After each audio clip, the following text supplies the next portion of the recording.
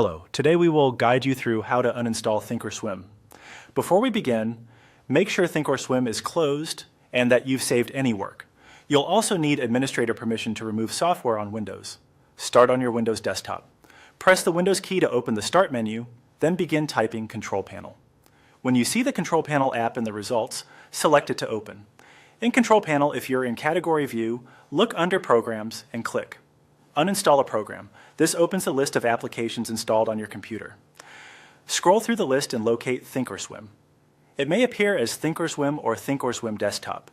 If the list is long, click inside it and type the first few letters to jump to it. When you find the entry, right-click it.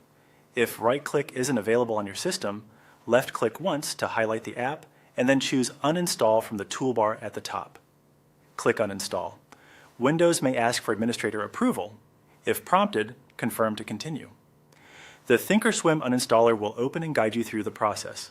Follow the on-screen instructions, reading each prompt so you know what will be removed. Some versions offer a choice to keep or remove user data and settings. Pick the option that fits your preference. Allow the progress bar to finish. Don't close the window or shut down your PC while it runs. If ThinkorSwim is still running in the background, you may be asked to close it. Agree to proceed. When the uninstaller reports that it's done, select Finish or Close. In some cases, you'll be prompted to restart Windows, which helps finalize the removal. If so, save any other work first and restart. Back in the Control Panel list, verify that ThinkorSwim no longer appears among installed programs. If it's gone, the uninstall is complete. For good measure, you can press the Windows key and search for ThinkorSwim to confirm the shortcut has been removed. You have successfully uninstalled ThinkorSwim from your Windows computer. If you plan to reinstall it later, you can do so at any time using the official installer.